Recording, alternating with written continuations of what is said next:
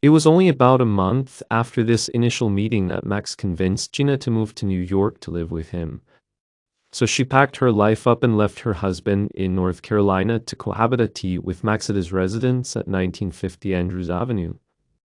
In the Bronx, by all accounts, it was a sordid affair. Max was busy getting his rap career together, while Gina was plying her trade as an exotic dancer at the Bronx Gentlemen's Clubs and City.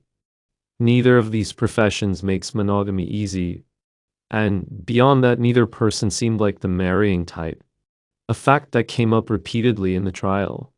With various boyfriends and girlfriends in the picture, this initial arrangement did not last long.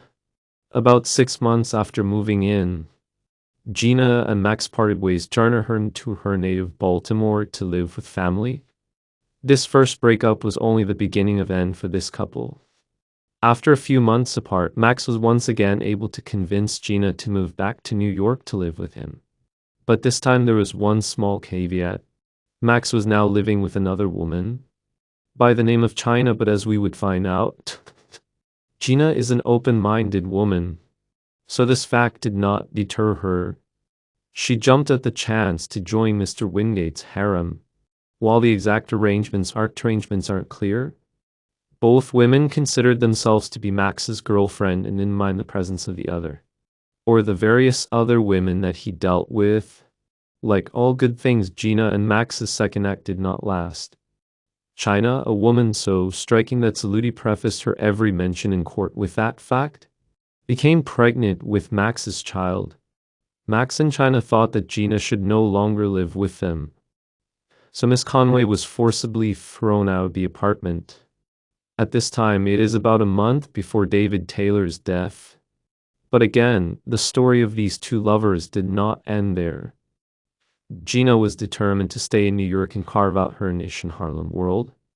In August of 2006, she moved in with one Michael Mike Wingate at 480th Street. Nicholas Save, Mike, is one of Max's brothers. Also living there at the time was Max's uncle Hassan, and one of Mike's girlfriends. The fact that she lived with people related to Max says a lot about Gina. She still had very strong feelings for Max. She still called herself his girlfriend and saw him on a daily basis. Despite their rocky relationship, the two remained very active in each other's lives. At this point in her life, Gina seemed very driven to remain in New York. The life she always wanted was starting to become a reality in her mind. Even if one doesn't have a 4-6 pill per day ecstasy habit like the one Miss Conway was allegedly nursing. In order to support her addiction and establish herself in night, Gina supplemented her dancing income by pushing coke for Uncle Hassan. It became clear that Miss Conway would be down for just about anything that would help her stay in Nye and remain in Max's life. For me, make sure you go ahead, Nene Marie 37 in her inbox if you want a signed copy of my book, man.